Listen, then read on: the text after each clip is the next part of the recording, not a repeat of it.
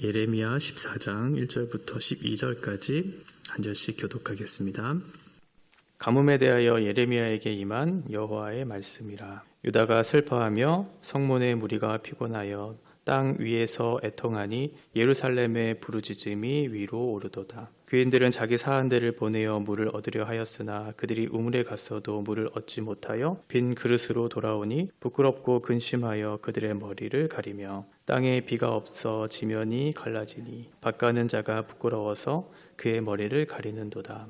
들의 암사슴은 새끼를 낳아도 풀이 없으므로 내버리며 들 나귀들은 벗은 산 위에 서서 승냥이 같이 헐떡이며 풀이 없으므로 눈이 흐려지는도다. 여호와여, 우리의 죄악이 우리에게 대하여 증언할지라도 주는 주의 이름을 위하여 일하소서. 우리의 타락함이 많으니이다. 우리가 주께 범죄하였나이다. 이스라엘의 소망이시요 고난 당한 때의 구원자시여, 어찌하여 이 땅에서 거류하는 자같이 하룻밤을 유숙하는 나그네 같이 하시나이까? 어찌하여 놀란 자 같으시며 구원하지 못하는 용사 같으시니이까? 여호와여, 주는 그래도 우리 가운데 계시고 우리는 주의 이름으로 일컬음을 받는 자이오니 우리를 버리지 마옵소서. 여호와께서 이 백성에 대하여 이와 같이 말씀하시되 그들이 어그러진 길을 사랑하여 그들의 발을 멈추지 아니하므로 여호와께서 그들을 받지 아니하고 이제 그들의 죄를 기억하시고 그 죄를 벌하시리라 하시고, 여호와께서 또 내게 이르시되 너는 이 백성을 위하여 복을 구하지 말라.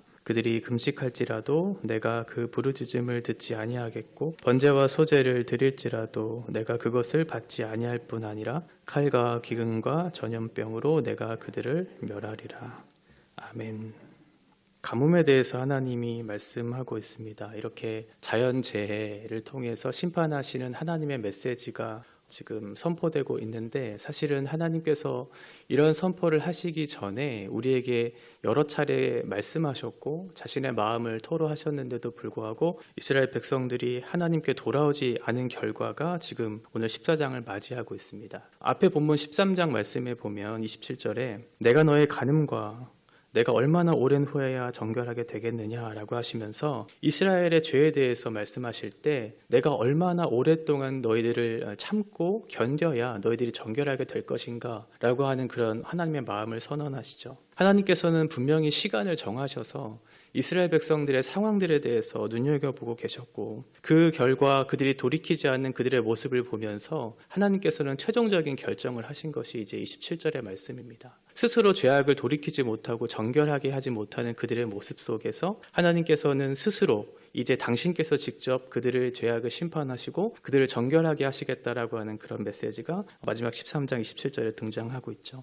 사실 이러한 결정을 하시기까지는 하나님께서는 여러 차례 이스라엘 백성들에게 경고도 하셨고 또 긍휼의 마음을 베푸시면서 그들을 기다리시기도 하셨는데도 불구하고 이스라엘 백성들은 끝까지 하나님을 버리는 일들을 계속하고 있었어요. 13장 16절에 보면 그가 어둠을 일으키시기 전, 너의 발이 어두운 산에 거치기 전, 너희 바라는 빛이 사망의 그늘로 변하여 침침한 어둠이 되게 하시기 전에 너희 하나님 여호와께 영광을 돌리라, 이렇게 말씀하고 있죠. 여전히 멸망과 심판이라고 하는 것에 대해서 경고하고 계시죠.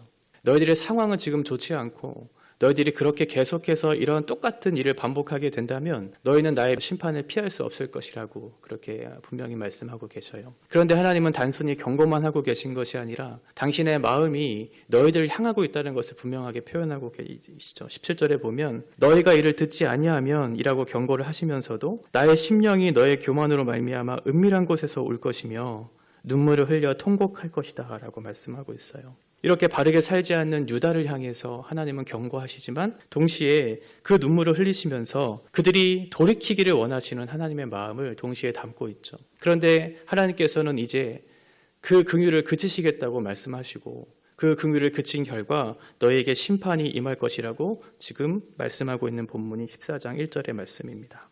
자식들을 키워보면 여러 가지 방법들을 동원하죠. 때로는 말로 훈계를 하기도 하고 때로는 매를 들기도 하고 때로는 무시해보기도 하고 타일러보기도 하는 그런 일들이 있습니다. 왜냐하면 말을 잘 안 듣기 때문에 그렇죠. 하나님께서도 마찬가지로 여러 가지 방법을 동원해서 지금 말씀하셨고 상황에 직면하게 하셨고 때로는 징계하시기도 하셨는데도 불구하고 지금 그러한 돌이킴이 없는 상황들 속에서 최종적인 상황에 대해서 결정을 하신 것입니다. 그것이 바로 가뭄이라고 하는 자연재해를 이스라엘에게 내리신 거죠. 원문에서는 가뭄들이라고 해서 이것이 굉장히 오랫동안 지속되었고 많은 상황들이 지금 가뭄이라고 하는 현실을 지배하고 있다는 것을 지금 말하고 있어요. 수많은 어떤 사람들이 가뭄이라고 하는 현실을 피할 수 없다라고 하는 거죠. 왜냐하면 생수의 근원이신 하나님을 떠난 결과가 바로 이 가뭄이라고 하는 그런 현실을 맞이하게 됐기 때문에 그렇습니다. 그래서 2절에 보면 그들이 슬퍼하고 있어요. 여기서의 슬픔은 단순한 슬픔이 아니라 죽음에 대한 슬픔, 곡하는 것입니다. 가뭄이 일어난 결과 수많은 사람들이 죽어가고 있어요. 그리고 성문에 있는 사람들, 이것도 성문들이라고 하는 복수인데 이것은 유다 전체를 지배하고 있다는 거죠. 유다 전체의 사람들이 쇠약해지고 연약해지고 죽음이라고 하는 결과를 맞이하고 있는 그런 상황들. 그래서 이스라엘 전 지역에 부르짖는 소리가 위로 올라간다. 점점 커지고 있다. 점점 넓어지고 있다. 그 현실이 이스라엘을 지배하고 있다. 그 고통이 너희들을 지배하고 있다고 지금 말씀하고 있어요. 3절에 보면 귀인들이 사환을 우물에 보냈는데 물이 없고 물이 없어서 땅이 갈라지고 있고 또 뿐만 아니라 4절, 5절에 보면 암사슴은 새끼를 버리고 그리고 6절에 보면 생명력 강한 들나귀들 이 동물들이 헐떡이고 있고 갈증에 강한 들나귀조차도 물이 없어서 헐떡이고 있고 먹을 것이 없어 눈이 흐릿해지는 상황들 지금 온 피조 세계가 고통 가운데 있는 현실을 지금 맞이하고 있는 것을 보여주고 있습니다. 이 죄라고 하는 것이 굉장한 파괴력과 영향력을 미치고 있다는 것을 알 수 있죠. 인간이 죄를 지었는데 죄를 지은 당사자인 인간뿐만 아니라 그 땅이 지금 고통을 받고 있고 그 땅에 사는 동물들 온 피조 세계가 지금 고통 가운데 울부짖고 있는 현실이에요. 그래서 로마서 8장 19절에 보면 모든 피조물, 모든 피조 세계가 하나님의 아들들이 나타나기를 고대하고 있다는 표현이 나오는 것처럼 지금 피조 세계들이 하나님의 백성들인 사람들이 제대로 삶을 살지 않고 하나님의 뜻을 바르게 실현시키지 못한 결과 지금 우리들이 고통받고 있다. 우리들조차도 하나님의 나라인 하나님의 백성들의 사람들이 이 땅에 나타나서 하나님의 뜻을 실현시키시기를 우리도 고대하고 있다고 표현할 정도로 이 세상에 죄가 관영한 그런 모습이 나타나고 있는 거죠. 가뭄은 단순히 물리적인 어떤 결핍을 우리에게 말씀하고 있지는 않습니다. 분명히 우리에게 물리적인 어떤 결핍과 고통을 가져다주는 그런 가뭄이지만 그것으로 끝나지 않아요. 우리의 정신을 지배하고 우리의 영혼을 지배하기 시작하죠. 결국은 그 육체적인 고난이 우리의 영혼과 우리의 마음을 깨트려 버려요. 단순한 가난은 돈이 없는 것으로 그치지 않고 우리의 정신을 피폐하게 하고 고통스럽게 해서 결국은 마음이 깨트려지는 상황까지 우리를 이끌게 되는 거죠. 3절과 4절에 보면 그 결과 사람들이 부끄러움을 얻었고 근심하게 되었고 머리를 가리웠다라고 하는 표현이 나타나고 있어요. 단순히 물리적인 결핍으로 끝난 것이 아니에요. 그들은 지금 부끄러움을 겪고 있죠. 이 부끄러움을 겪고 있다라고 하는 이 단어는 얼굴이 창백해질 정도의 어떤 두려움, 공포감, 지금 이러한 의미를 담고 있는 단어이거든요.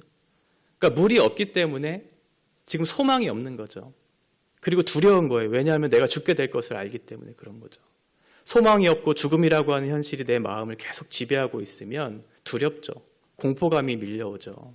팔레스타인 땅에 기근이 찾아오면 땅이 갈라지기 시작하는데 땅이 갈라지는 그 폭이 한 50cm 정도 되었다고 해요. 그러니까 50cm의 땅이 이렇게 갈라지는 현실을 보면서 사람들이 어떠한 마음을 가졌을까요? 나는 지금 목이 마르다라고 하는 그런 물리적인 결핍만 느낀 것이 아니라 무섭다. 저것이 나를 지배하게 될 것이다. 그 깊이는 사람을 이렇게 빠뜨리고 남을 정도의 깊이였다고 하니까 그걸 보면서 얼마나 무서움을 느꼈을까요? 공포감이 든 거예요. 부끄러움을 당했다고 하는 것은 죽음에 대한 공포를 느꼈다는 거죠. 그리고 근심했고 머리를 가리웠다는 것은 절망했다는 거죠. 자기의 한계를 본 거예요. 이 현실을 이길 수 없는 나의 한계를 본 거예요. 나는 무능력하고 무지하고 무기력한 존재구나.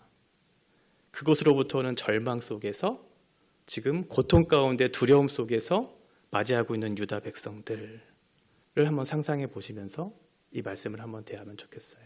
가장 불행한 것은 미래가 없는 거잖아요. 소망이 없는 것이 가장 불행하고 두렵잖아요. 다음 날 미래에 대한 어떤 소망이 있으면 오늘 하루를 제대로 살 수 있는 마음의 동기들이 우리 가운데 있어서 기쁘게 이 힘든 여정들을 잘 이기면서 살아갈 수 있을 텐데, 오늘을 잘 산다고 해도 내일에 대한 소망이 없으면 두렵고 공포감, 그리고 무기력하고 자신의 한계를 느끼면서 이 하루를 살고 싶지 않은 그런 마음들이 들게 되는 것처럼, 지금 이스라엘의 백성들은 자신의 한계에 도달했고, 그래서 그 현실 속에서 절망하고 있는 상황들이에요. 귀인들도 농부들도 동물들도 모든 피조세계가 탄식하면서 지금 이 상황에 두려움과 절망 속에 있는 거죠. 이러한 상황 속에서 예레미야가 하나님 앞에 기도합니다. 7절에 보시면 우리는 주께 범죄하였지만 하나님께서 당신의 일을 하옵소서라고 기도하고, 9절에 보면 우리는 주의 이름으로 일컬음을 받는 자이오니 우리를 버리지 마십시오라고 기도합니다. 우리의 죄를 고백하는 것, 그리고 하나님의 열심을 구하고 있는 것, 지금 예레미야가 기도하고 있죠. 그런데 하나님께 기도하고 있는데 하나님의 모습이 당황스러운 모습으로 지금 예레미야에게 비춰지고 있어요. 8절에 보면 거류하는 자처럼 하나님이 보이기 시작해요. 거류한다는 것은 게르라고 하는 이 단어는 누군가의 도움이 필요하지 않으면 살 수 없는 그런 존재거든요. 그러니까 마치 하나님이 지금 무능력한 존재인 것처럼 예레미야에게 비춰지고 있는 거죠. 아무것도 할 수 없고 누군가의 도움을 받아야만 살 수 있는 존재인 것처럼 하나님이 여겨지기 시작했고, 나그네처럼 보이기 시작했어요. 나그네는 그냥 거쳐가는 사람이니까 그 나라의 주인의식이 없을 거잖아요. 그러면 마음이 그 나라를 향하지 않고 백성을 향하지 않겠죠. 무관심하겠죠. 하나님이 무능력하고 무관심한 존재인 것처럼 여겨지기 시작했어요. 놀란 어떤 존재인 것처럼, 누군가를 구원하지 못하는 용사인 것처럼 여겨지는 연약한 모습으로 비춰지기도 했어요. 그래서 예레미야가 당황하고 있는 거죠. 사실 이 기도는 우리라고 하는 표현을 사용하기는 했지만 백성들이 그렇게 마음을 담아서 하나님 앞에 기도한 것은 아니에요. 우리의 죄악, 우리의 타락함이라고 얘기하고 있지만 우리라고 하는 것은 형식상의 우리죠. 실제로 기도하고 있는 것은 예레미야 당신 혼자 기도하고 있어요. 이스라엘 백성들은 자신의 죄가 무엇인지를 알지 못했고, 그 죄를 알지 못했으니 당연히 회개하지 못했겠죠. 그들의 생각은 다른 곳에 있었어요. 그래서 하나님의 최종적인 상황, 이 심판을 하시겠다고 말씀하신 것이죠. 10절을 한번 보시면 그들은 어그러지기를 여전히 사랑하고 있고 그 바알을 멈추지 않고 있다라고 얘기하고 있어요. 어쩌다가 우연히 그 길에 들어서서 그 길을 걷기 시작한 것이 아니라 그 길을 사랑하고 있어요. 마음을 들여서, 마음을 다해서 끈질기게 구애하면서 그 길을 걷고 있는 거죠. 내가 길을 잘못 들었구나가 아니라 내가 그 길을 찾은 거예요. 사랑했어요. 마음을 다해서, 억지로가 아니라, 어쩌다가 그런 것도 아니라 자발적으로 마음을 다해서 그 길을 사랑하면서 걷고 있는 거죠. 생수의 근원이신 하나님을 버리고 스스로 판 웅덩이에 마음을 빼앗겨서 우상을 찾고 있는, 이스라엘의 큰 죄가 두 가지였잖아요. 예레미야 2장 13절에 보면 생수의 근원이신 하나님을 버린 것, 그리고 스스로 웅덩이를 판 것, 그 물을 저장하지도 못할 웅덩이를 파서 우상을 의지하면서 살아가는 것이 하나님께서 지적하신 이스라엘의 큰 죄 두 가지였는데 지금 그 모습을 실현하고 있는 거죠. 이렇게 자발적으로 그 길을 걷고 있는 이스라엘 백성들을 향해서 하나님께서 뭐라고 말씀하시냐면, 내가 너희의 죄를 기억할 것이고 내가 너희의 죄를 반드시 벌하시겠다고 선언하고 있어요. 11절 12절 여호와께서 또 내게 이르시되 너는 이 백성을 위하여 복을 구하지 말라. 그들이 금식할지라도 내가 그 부르짖음을 듣지 아니하겠고 번제와 소제를 드릴지라도 내가 그것을 받지 아니할 뿐 아니라 칼과 기근과 전염병으로 내가 그들을 멸하리라. 이렇게 말씀하죠. 마음이 없고 삶의 변화가 없는, 근본적인 변화가 아무것도 일어나지 않은 상황 속에서 기도하고 예배하고 있는 거예요. 마음도 없고 변화도 없는 사람이 하나님 앞에 종교적인 행위, 기도하고 예배하고 있다고 해서 하나님이 그것을 받아주셔야만 하는가? 그렇지는 않잖아요. 하나님께서는 종교적인 행위, 마음에 정함이 없는, 변화되지 않는 그런 상태로 하나님을 찾는 사람들을 가증히 여기셔요. 아모스 5장 21절과 22절에 보면 세 번역으로 번역된 성경을 제가 읽어드리면, 나는 너희가 벌이는 절기 행사들이 싫다, 역겹다. 너희가 성회로 모여도 도무지 기쁘지 않다. 너희가 나에게 번제물이나 곡식제물을 바친다 해도 내가 그 제물을 받지 않겠다. 너희가 화목제로 바치는 살찐 짐승도 거들떠보지 않겠다. 이렇게 말씀하고 있어요. 아무리 열심을 가지고 기도하고 아무리 그럴듯한 모습으로 예배하고 유창한 말로 하나님을 사랑하고 하나님을 위한다라고 하는 그런 말을 할지라도 마음의 근본적인 변화 없이 제사하고 기도하는 것, 하나님은 가증히 여기고 역겹다고, 내가 그것을 받지 않겠다고 그렇게 선언하고 계시는 거죠. 어그러졌다는 것은 마음에 정함이 없는 거거든요. 이리 붙었다 저리 붙었다. 이스라엘 백성들이 자기 살 길을 위해서 이 나라에 붙었다 저 나라에 붙었다 하는 것처럼 지금 하나님도 찾았다가 우상들도 찾았다가 자기가 살 길을 찾기 위해서 이것도 찾고 저것도 찾으면서 그 모습을 보면서 하나님이 가증히 여기신 거예요. 예배하지 않은 것이 아니고 기도하지 않은 것이 아니고 기도도 했고 예배도 했는데 마음에 정함이 없고 근본적인 마음의 변화도 없이 종교적인 행위를 가지고 하나님 앞에 나아오니까 하나님이 싫다고 나 그거 받지 않겠다고 말씀하고 있는 거죠. 바람난 애인과 손을 잡고 있는데 앞에 있는 아내에게 나 당신 사랑합니다. 내가 행한 이 잘못 나를 용서해달라고 내가 잘못했다고 말하는 것과 똑같은 거죠. 여전히 애인의 손을 잡고 있는데 아내에게 미안하다고 잘못했다고 사랑한다고 이건 그 아내에 대한 모욕이잖아요. 하나님 앞에 그러고 있는 거예요. 하나님이 사랑합니다. 제가 잘못했습니다. 근데 여전히 그 애인의 손을 잡고 있으면서 내가 잘못했다고 하나님 받지 않으시죠. 그래서 하나님이 지금은 기근만 있지만 12절에 보시면 칼과 전염병을 내가 추가해서 너희를 멸할 것이다. 이렇게 얘기하고 있거든요. 멸한다라고 하는 것은 끝내다, 완성하다라고 하는 의미를 담고 있어요. 이것은 하나님의 본래의 계획이 아니셨어요. 하나님의 계획은 그런 게 아니었어요. 죽음과 결핍이라고 하는 장소에 너희를 내던질 것이다. 내가 그래서 너희를 만들었다. 내가 이 세상을 창조했다라고 그렇게 계획하신 적이 없는데 하나님께서 계획하신 그 길을 바꾸시도록 이스라엘 백성들의 죄악을 저지름으로 하나님의 계획을 변경시키셨어요. 지금 유다의 현실은 가뭄의 상태죠. 결핍과 죽음의 상태예요. 한계에 직면해 있고 무기력해요. 미래가 없어요. 죽음만을 기다리면서 헐떡이고 있는 그런 상황들이죠.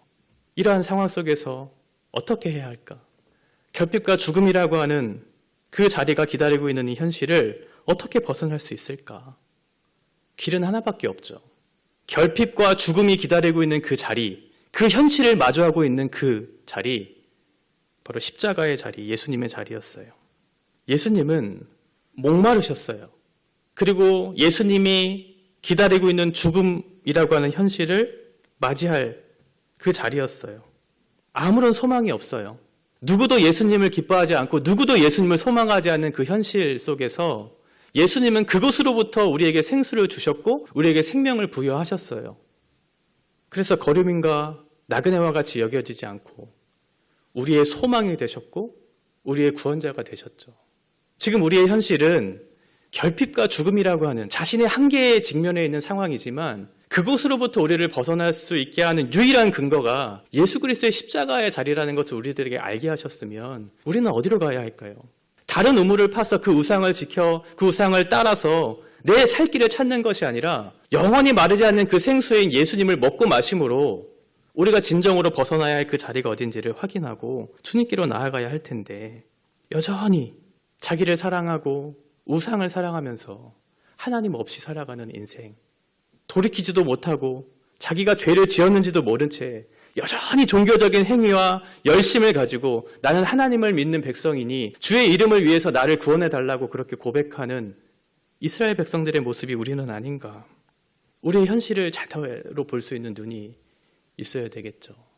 예외적인 상황으로 이 말씀을 대하는 것이 아니라 내 안의 한계와 결핍과 죽음이라고 하는 현실과 그것이 나의 인생이랑 맞닿아 있다는 것을 기억하면서 내가 정말 붙잡아야 할 것이 무엇일까? 그 고통의 자리로부터 이끌어낼 수 있는 유일한 분이 누구신가를 생각하면서 이 하루를 살아내야 되겠죠.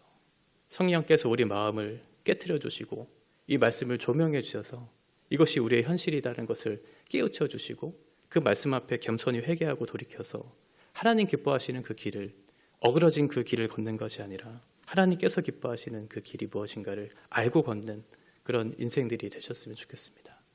예레미야의 이 무거운 이 말씀이 우리의 마음을 불편하게 하는 것이 아니라 오히려 소망의 말씀이 되고 또 오늘을 살아낼 수 있는 근거의 말씀이 된다면 하나님께서 우리에게 원하시는 그 뜻을 살고자 하는 마음이 우리의 마음을 더 풍족하게 할 것이라고 생각합니다. 기도하겠습니다. 하나님 아버지, 우리는 하나님 앞에 절망과 결핍과 죽음이라고 하는 그 현실을 마주한 사람들입니다.